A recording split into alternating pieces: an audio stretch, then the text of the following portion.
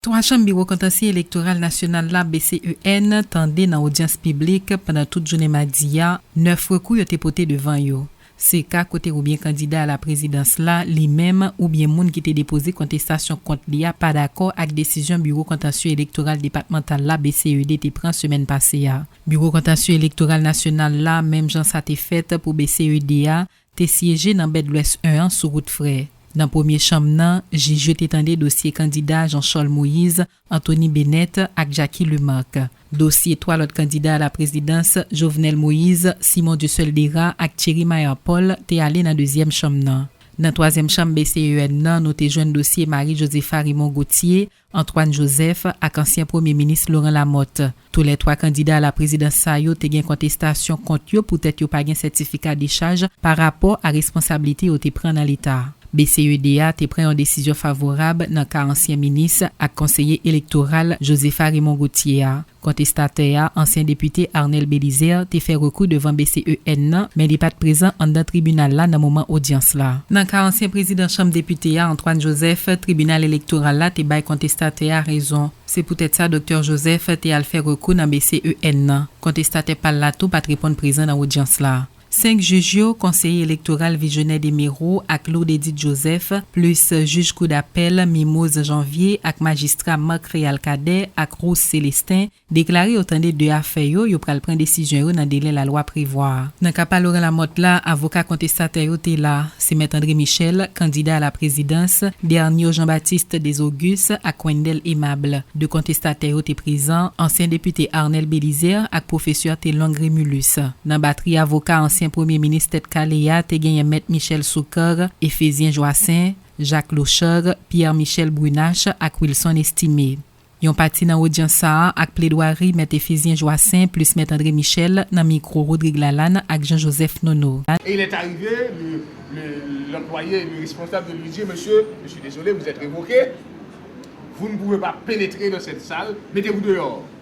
Donc il doit partir. Maintenant, qu'en est-il de ses effets personnels qui sont à l'intérieur? Immédiatement, il y a urgence de payer la demeure pour lui. Devant le refus du CEP de lui donner ses histoires, ses affaires personnelles. Où doit-il s'adresser? À qui doit-il s'adresser? Il doit s'adresser à un juge des référés qui constatera l'urgence et qui fera injonction au CEP d'ouvrir la porte et de donner ses effets à cet employé. Alors on me dira que le CEP ne serait pas opposable à cette décision de référé. Non. Non. C'est le cas. Puisque le Parlement n'existe pas, M. Lamotte n'est pas responsable, eh bien bon, il doit aller aux élections, il se réfère à la justice. Une décision est rendue, la décision, contre cette décision, il n'y a aucune voie de recours qui a été exercée à tel point qu'elle est passée aujourd'hui en forme de choses jugées. Donc cette décision est opposable au CEP. Naturellement, nous ne sommes pas devant un juge, des juges. Le CEP peut décider de ne pas entrer, que c'est son droit. Mais écoutez-moi, un juge, nous avons 25 ans d'expérience. On peut plaider pendant toute la vie, vous n'êtes pas devant un juge. Le juge peut décider de faire quelque chose d'autre. Et nous n'avons rien à faire. C'est sa conviction. Mais cependant, il aura à faire avec sa conscience. Parce que le juge, il juge avec la loi en main, la doctrine, la jurisprudence, l'équité et sa conscience. Aujourd'hui, nous disons que, ne serait-ce que par équité, le CEP doit pouvoir tenir compte de cette décision. Parce qu'il est le principe que l'équité tempère l'application brutale du droit. C'est sûr. Et c'est érigé en principe universel du droit. Donc voilà pourquoi nous disons, au fond, que le premier juge a très mal jugé. Les premiers juges, il s'agit du droit. Ils ont eu à très mal juger le cas. Ils n'ont pas apprécié la valeur des argumentations que nous avons soulevées. Je dirais qu'ils n'avaient pas jugé suivant l'équité, suivant leurs convictions. D'ailleurs, ils se sont plongés dans le fond sans même tenir compte de la forme. Et nous avons opposé une fait de non-recevoir qui devait être de toute manière accueillie par les juges, les premiers juges. Ils ne l'ont pas fait.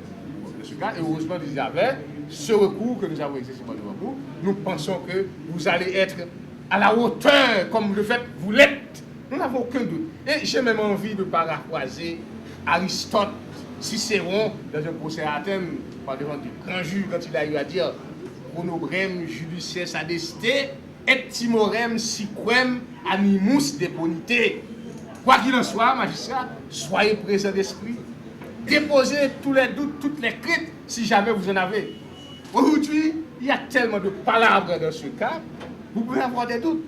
Mais quand vous rentrez chez vous, vous allez voir, vous allez analyser ce que nous avons dit, et en dehors de toute autre considération intéressée et politique qui se disent dans ce dossier, oui, aujourd'hui, tout le monde en parle, à tort et à travers, suivant ses intérêts personnels et politiques. Mais nous sommes aujourd'hui par devant des juges du CED, des responsables d'État qui s'appellent les membres du CEP constituant cette proposition de ce matin. Nous sommes sûrs que vous allez nous entendre. Vous allez entendre le mot du droit. Vous allez entendre ce qu'on appelle la raison, ce que Descartes appelle dans son petit ouvrage, le discours de la méthode, la raison qui doit être objectivement observée. Vous allez vous poser la question, mais écoutez-moi, Lamotte est-il responsable de cette situation?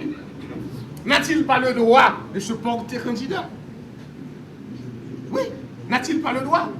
Et vous savez que les conventions que nous avions signées font partie de notre droit et ont même une suprématie sur notre droit. C'est clair. Donc, voilà pourquoi nous n'avons pas de doute. Le Conseil de la Défense vous demande, honorable magistrat, de vouloir tenir compte de ce que les premiers juges ont mal jugé. La décision doit être de toute manière réformée et le jugement que vous aurez à rendre sera un jugement de lumière qui fera avancer le droit et la doctrine en Haïti. Ça fera œuvre qui faille pour les générations futures. Et ce sera la justice.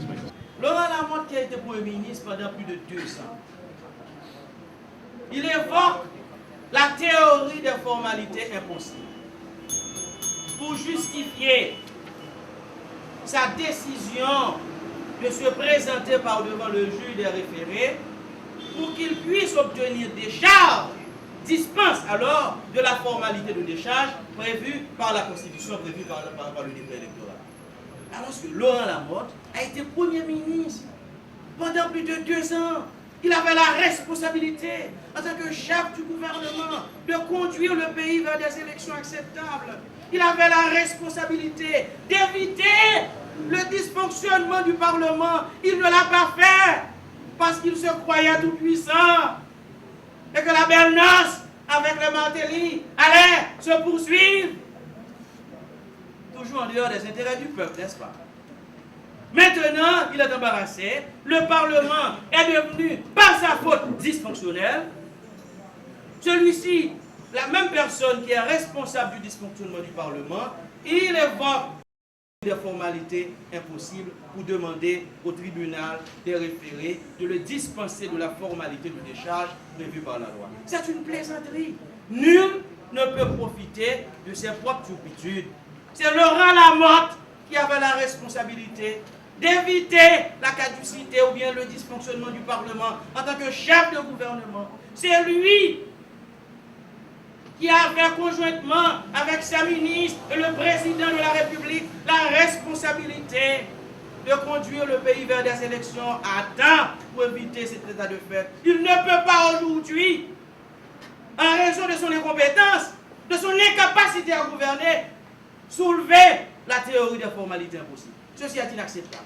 Et un avocat qui se respecte, il y a des choses que l'on ne dit pas. Écoutez, le juge des référés, là, il y a un problème de moralité très grave. Par exemple, nous avons un arrêt de la Cour de cassation. C'est un arrêt rendu à l'audience publique du 23 octobre 2002 entre la société Route Pont d'Haïti, SA, Société Anonyme, etc., et l'État haïtien. À ce moment-là, l'État haïtien était représenté dans ce procès par M. Clark Neptune, avocat de Laurent Lamotte aujourd'hui. C'est un problème grave, un problème d'éthique. Ça, c'est une question qui aurait dû être adressée aux bâtonniers. Monsieur Clark Neptune était dans ce là l'avocat de l'État haïtien. Et l'État haïtien a gagné. Que dit la Cour de cassation dans cet arrêt? Attendu que la pourvoyante reconnaît que le fond du litige relève de la compétence de cette juridiction administrative, mais plaide cependant et mal à propos pour la compétence du juge des référés en raison de l'urgence. Attendu qu'en vertu du grand principe de la séparation du pouvoir judiciaire et du pouvoir exécutif, le juge des référés, qui est de l'ordre judiciaire, n'a pas compétence pour rendre, comme l'a fait l'ordonnance du 10 août 2000, une mesure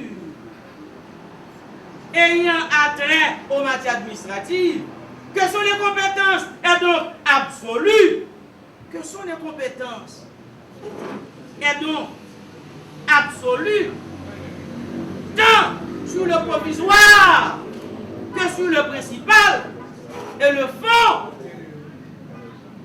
Attendu qu'il est de règle, en outre, que la juridiction des référés est un accessoire de la juridiction ordinaire et ne peut s'exercer en dehors et au-delà des attributions de cette dernière dont il fait partie, ce qui veut dire clairement que si la loi ôte la connaissance du fond d'un litige à une juridiction, le juge des référés qui relève de cette dernière ne peut retenir cette même affaire, même en cas d'urgence. Bon.